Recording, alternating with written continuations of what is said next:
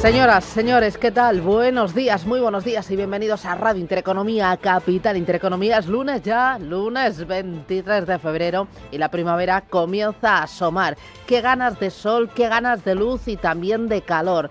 En media España hoy se van a superar los 20 grados. Lunes empiezan a sonar las campanas, los motores de la precampaña electoral en Castilla y León. Sánchez ha prometido este fin de semana ganar las elecciones en esta comunidad autónoma, lo veremos. En Ucrania, a punto de cumplirse 4 años de la guerra, no hay visos de un inminente alto el fuego. Zelensky acusa a Putin de haber comenzado la Tercera Guerra Mundial. En Irán cuenta atrás el jueves nueva ronda de negociaciones con Estados Unidos con dos exigencias de Trump: que Irán renuncie a su programa nuclear y que deje de enriquecer uranio. Y los mercados, bueno, pues bastante inquietos. Asia viene en rojo, los futuros americanos presionados con las ventas, sube el oro, la plata se dispara y sube también el crudo. Todos los activos muy pendientes de nuevo de los aranceles. Se recrudece la guerra comercial y todo porque Donald Trump se ha empeñado en volver a tocar los aranceles. La pelota está en el tejado ahora de la Unión Europea, que ha expresado sus dudas sobre la viabilidad del pacto alcanzado entre Europa y Estados Unidos este verano, después de que el presidente de Estados Unidos anunciara este viernes por la noche, la imposición de nuevas medidas arancelarias en respuesta al dictamen del Tribunal Supremo de su país. Fue la semana pasada cuando el Tribunal Supremo de Estados Unidos declaraba ilegal la mayor parte de la política arancelaria del presidente Trump, convencido de que a golpe de impuestos puede hacer grande de nuevo a Estados Unidos y someter comercialmente al resto del mundo, redobla ahora la apuesta y anuncia un arancel global del 15%. Antes era del 10%, por un periodo además de 150 días. La confusión se ha extendido a los mercados de todo el mundo. El pacto debería ser ratificado en el Parlamento Europeo, que sin embargo se plantea dejarlo en suspenso hasta que se aclare la situación. Así lo ha anunciado el presidente de la Comisión de Comercio del Parlamento Europeo, von Lange, en redes sociales. Fue este verano, no sé si ustedes lo recuerdan, cuando von der Leyen y Trump acordaban que los productos europeos abonarían una tarifa del 15% y que los norteamericanos no tendrían ningún impuesto. Von der Leyen eligió entonces el mayor pragmatismo, pero ahora no sabemos si lo que ha ocurrido en las últimas horas toca lo acordado entonces. Lo que es evidente es que Trump vuelve a dividir a las autoridades comunitarias y que los mercados hoy se mueven en el terreno de la confusión. China está haciendo una evaluación completa del fallo arancelario de la Corte de Estados Unidos y ha instado a Washington a levantar las medidas arancelarias unilaterales sobre todos sus socios comerciales, advirtiendo que la lucha entre los dos países es dañina. India va a posponer su visita comercial prevista a Washington para evaluar esas implicaciones del fallo. Como digo, los mercados, pues bastante inquietud, bastante confusión. Hay un movimiento que es vender a América. Vemos los futuros a la baja, el oro al alza, la plata disparada y atentos esta semana, Eva Villanueva, a las cuentas de Nvidia. Buenos días.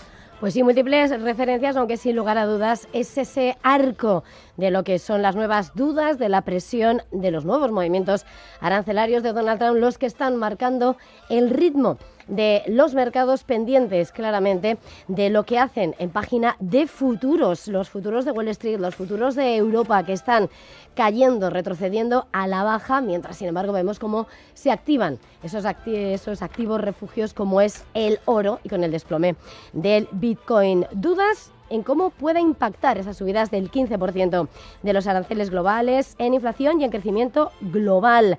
Vemos precisamente cómo en este escenario los futuros del S&P 500 retroceden el 0,71%, los de Nasdaq, el tecnológico, pierden casi el punto porcentual, mientras por supuesto lo que hemos visto en el mercado del tesoro, del Treasury, de los bonos americanos, es cómo ha impactado, han subido las rentabilidades a 10 años hasta el 4,08%, ante la duda de que el gobierno estadounidense tenga que reembolsar cerca de 170.000 millones de dólares en ingresos, algo que en teoría ampliaría el déficit fiscal en medio punto porcentual, según recoge Reuters, hasta alrededor del 6,6% del PIB. Presión relativa aunque se marca en los bonos este paraguas de dudas, y tras unos datos de lectura mixta hemos visto cómo la probabilidad de recortes por parte de la Fed en esa herramienta FedWatch se ha reducido hasta el 44,2% frente al 60% de hace una semana de cara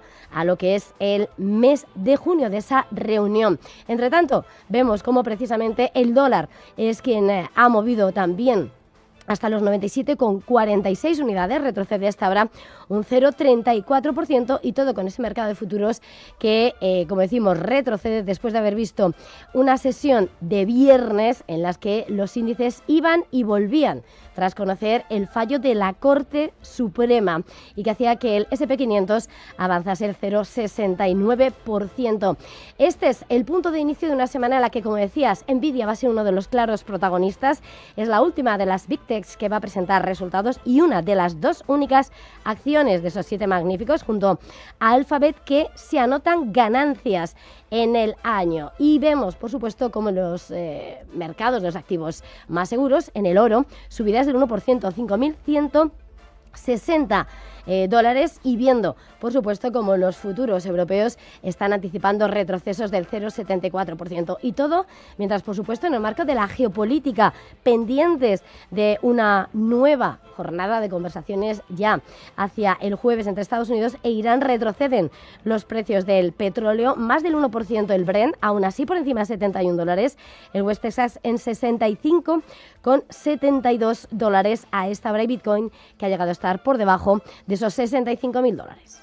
Miramos a los mercados, abrimos la agenda semanal y ojo, porque tendremos que fijarnos en el balance de la Reserva Federal y también en el dato de inflación en Europa. Rubén Gil, buenos días. Buenos días. El jueves es cuando se publica esa actualización del balance general de la Reserva Federal, después de que el actual presidente, Jerome Powell, lo aumentara de nuevo por encima de los 6,6 billones de dólares, justo lo contrario de lo que podría hacer su sucesor en el cargo, Kevin Warsh. En cuanto a datos, hoy vamos a tener el IFO de confianza empresarial de febrero en Alemania y el IPC en Italia. El miércoles es el día en el que se conoce ese dato de IPC en la eurozona, y el viernes vamos a conocer las cifras de inflación en España, en Francia y en Alemania, datos que serán claves de cara a la próxima reunión del Banco Central Europeo, que va a venir marcada por la posible salida antes de tiempo de su presidenta, Christine Lagarde, que ayer, por cierto, en la CBS pedía claridad a Estados Unidos para que determine con exactitud el alcance y la duración de los nuevos aranceles. So I hope it's going to be clarified and it's going to be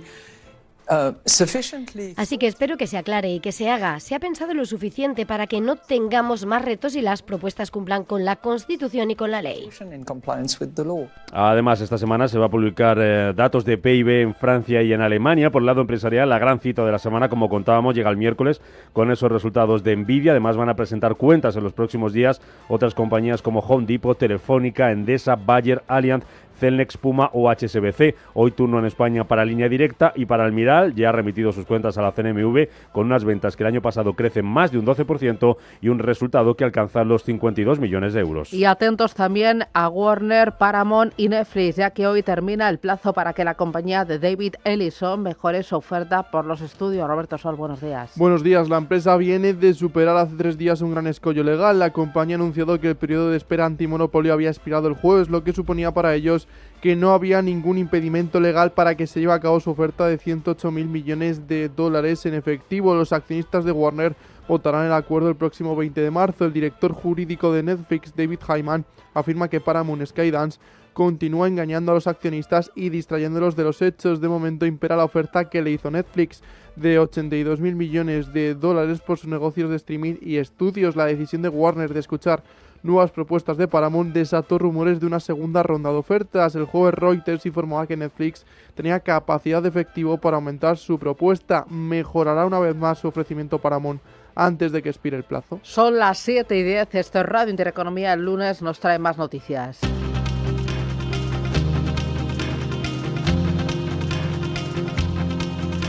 Los ministros de Exteriores de la Unión Europea se reúnen este lunes para aprobar nuevas sanciones a Rusia. Un día antes de que se cumpla el 4º aniversario desde que comenzó la guerra contra Ucrania, los ministros de Exteriores europeos van a intentar obtener apoyos para el 20º paquete de sanciones contra Moscú. Kaja Kallas es la alta representante para Asuntos Exteriores de la Unión Europea.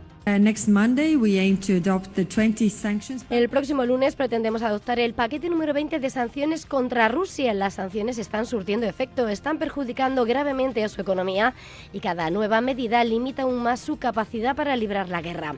Moscú no es invencible, su ejército sufre bajas récord y su economía se encuentra bajo una gran presión. Pero Putin no terminará la guerra hasta que los costes sean superiores a los beneficios y es el punto al que debemos llegar. Hungría ya ha adelantado que va a bloquear las nuevas sanciones de la Unión Europea contra Rusia y condiciona su voto al restablecimiento del flujo de petróleo ruso a través del oleoducto Druzhba, interrumpido desde el pasado 27 de febrero. Budapest también amenaza con vetar un préstamo europeo de 90.000 millones de euros destinado a financiar la defensa ucraniana. Irán y Estados Unidos volverán a celebrar una nueva ronda de negociaciones esta semana en Ginebra. Oman ha confirmado esa nueva ronda de contactos que se va a producir en medio del plazo de 15 días que dio Donald Trump para alcanzar un acuerdo nuclear con Irán y la advertencia sobre posibles consecuencias si no se logra. El jefe de la diplomacia omaní espera que este nuevo diálogo permita superar los obstáculos pendientes para cerrar un entendimiento sobre el programa nuclear de Irán. Por su parte, Abbas Araqui, el ministro de Exteriores iraní, también cree que todavía existe la posibilidad de lograr un pacto con Washington. Lo mismo espera Donald Trump. Lo decía el viernes en rueda de prensa. Será mejor que Irán negocie un acuerdo. La gente de Irán es muy diferente a los líderes de Irán y es una situación muy triste.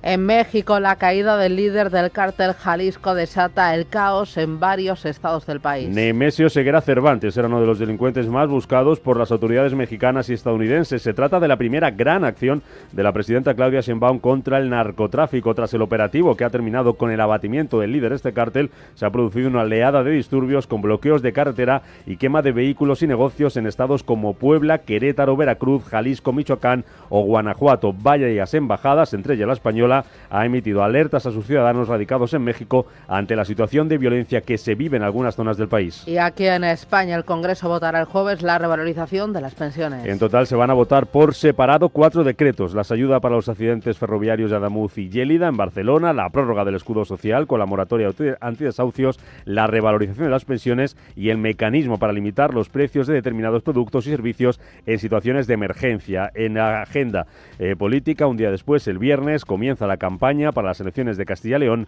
que se van a celebrar el próximo 15 de marzo.